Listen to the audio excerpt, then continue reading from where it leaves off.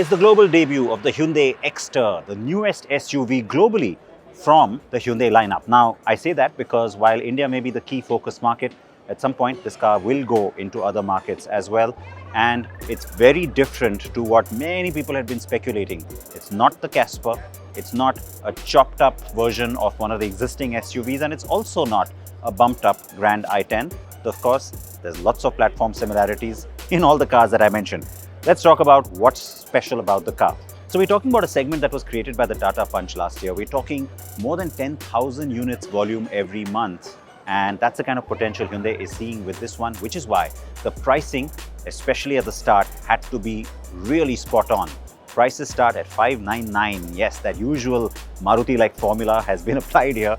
And so 6 lakh starting price. Very impressive. It's introductory with all the bells and whistles. The AMT with the paddle shift, that's a world first. Paddle shift on an AMT. Can't wait to drive that. And of course, the sunroof as well. You get a whole bunch of other features on the inside that I'll just talk about in a bit. But let's talk about the styling up front. Now, it's got a really wide face because they want to exaggerate that SUV kind of a stance. And so you get a really straight face. The grille is parametric. Parametric dynamism is what they're calling this styling.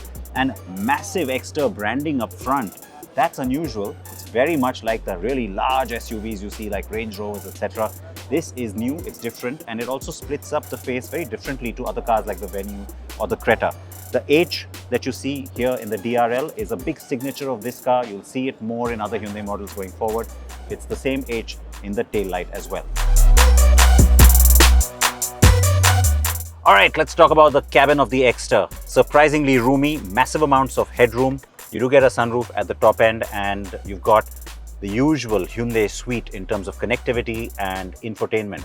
Now, I'll be honest that if you really wanted to get people's attention and blow them out of the water, maybe the top end version could have had a bigger screen, because you know that the Hyundai lineup has that in their parts bin. So really, from a cost point of view, it wouldn't have been a big deal to have the larger one. Having said that, the 8-inch is still pretty good, and it's still better than the competition. You've got the Blue Link telematics suite as well with over 60 features. And you've also got, of course, connectivity to smartphones, Apple CarPlay, all of that. There's also a wireless charger at the top end.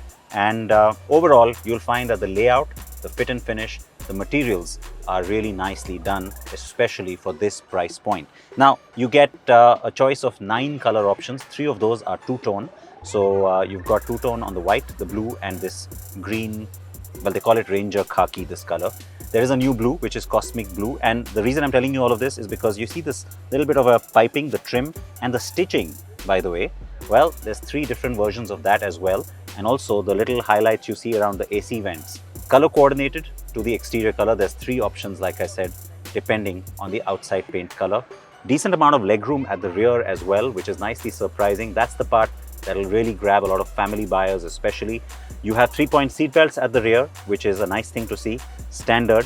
What's also standard across the Hyundai lineup, and of course on the Exter too, 6 airbags. And in fact, there are over 40 safety features on this car. 26 of them are standard, says the company. They also promise a really strong structure and say that the car is crash worthy, though of course we don't have any test results to share with you.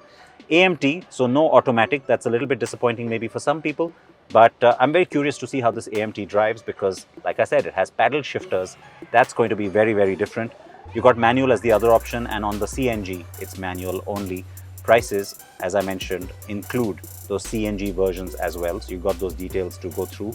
And the one point that I want to make here is that this is a segment that's just taking off. So what you're seeing here, if this car takes off the way Hyundai wants it to, well, this could become the benchmark. This could become the segment generic. And so good amount of ride height. There's 185 millimeters of ground clearance on this car, which is very surprising.